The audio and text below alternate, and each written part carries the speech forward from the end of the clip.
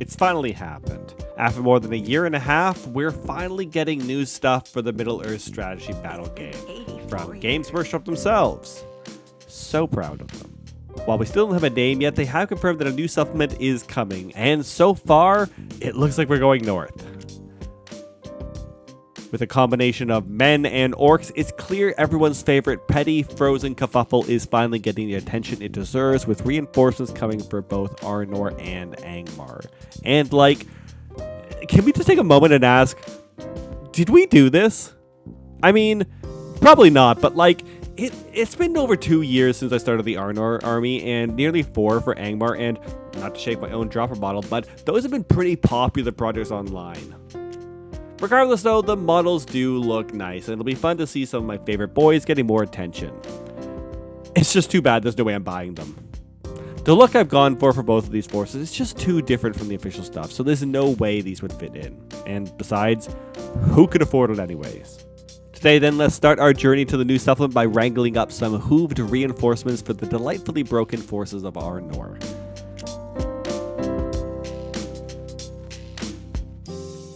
For any new folks here, when deciding on how to go about making an ARNOR force to face up against my Angmar boys, I took a very historical route, basing them off of the look of the late Romans. I did this for a couple of reasons. One, I felt that this time period roughly matched up to the same historical time in Middle-earth. Two, because it's a very versatile look with which I was able to develop distinctly different feels between the 3 independent successor kingdoms ARNOR had split into at the time of its war with Angmar. And 3, I just like the look. So for the knights, we're going straight back to historicals, and while I was initially planning to pick up some of the cavalry kits from Gripping Beast, money is kind of tight right now, and my pile of shame hasn't gotten any smaller, so I decided to see what I could do with what I already had first.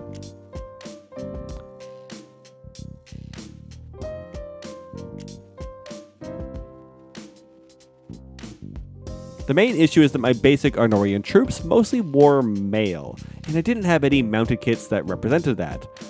But what I did have was some leftover Byzantines from my Numenorian army, and it fell into place from there.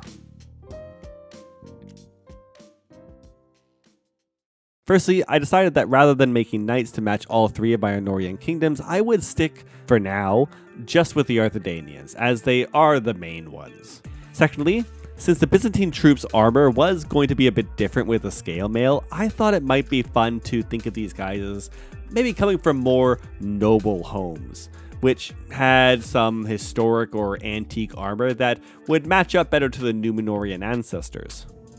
I don't know if this will be any way represented in the rules, as we haven't seen any of those at this point, but it felt like a fun fluff thing to me.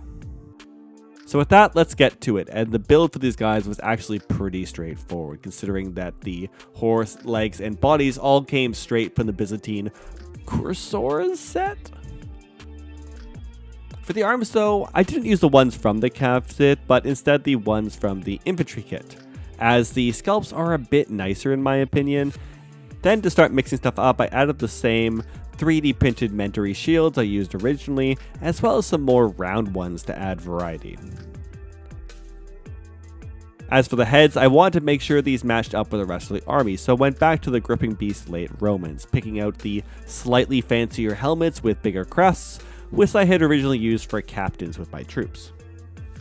The only issue here is that we have a bit of a compatibility problem, as the heads and necks from these kits have completely different connection styles. To fix this, I then broke out the green stuff and mixed up some tiny balls that I just squished between the 2 parts. Perfect. And with 4 mounted boys all built up, it was time for the dismounts, and this was all basically done in the same way, using the Byzantine spearmen, set to ensure everyone matched up nicely. And there we are. 4 Arnorian knights on foot and mounted, ready to get all painted up. However, I did want to show you this guy too. He's a quick little bash of Agardir, the new captain they've shown off, all matched up to the rest of the army, with a few different pieces here and there, namely a fancier shield, a fancier spear, and a big cape that they added on, which I think is the best sculpting I've ever done. But for now, let's finally get back to the Prime, which I kept pretty simple, just sticking with straight black. However, this is where we start to have some issues. Namely, my brain and body just collectively decided to forget how to paint. Does this happen to anyone else? Like, you'll be on a hobbying roll, but then you just suddenly run into a wall and nothing is working anymore? Like, I just couldn't do anything right. I couldn't get my paint to work the way I wanted, my brush control was out the window, my brand new brushes were falling apart, and I just couldn't.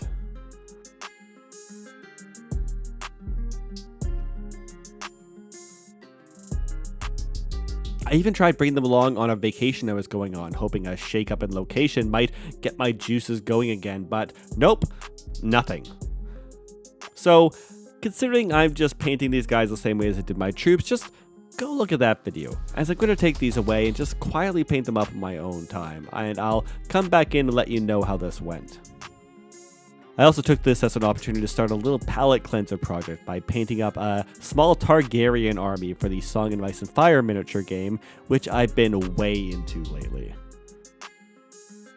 The models are a bit hit and miss, honestly, and the rules are dense, but it is a ton of fun and wildly different from MESPG. We've got a solid little community here in my area, so I've been able to get some real games in, and let me know if you want to see more of that. But for now, I also want to touch on these new models' place in the Arnorian army, as while it is really nice to have a mounted option, I think that's kind of the most boring thing they could have done. I'm really hoping there's going to be more, because I think what the ARNOR army needs more than anything is some kind of alternate elite troop or something. I know they have their Rangers and the Hobbit Archers, but those feel a little bit separate from everything, and I just want some kind of like Royal Guard or other kind of advanced troop that would add some kind of variety to list building, and I know that is kind of, again, a bit of a boring choice, as a lot of armies have that. I just think it would work really well here. In the meantime, those knights are just going to sit around with me as we wait to see what happens with the new supplement, as I'm sure it'll be any day now. Any day now. Any day now. Any day now. Any day now. Any day now.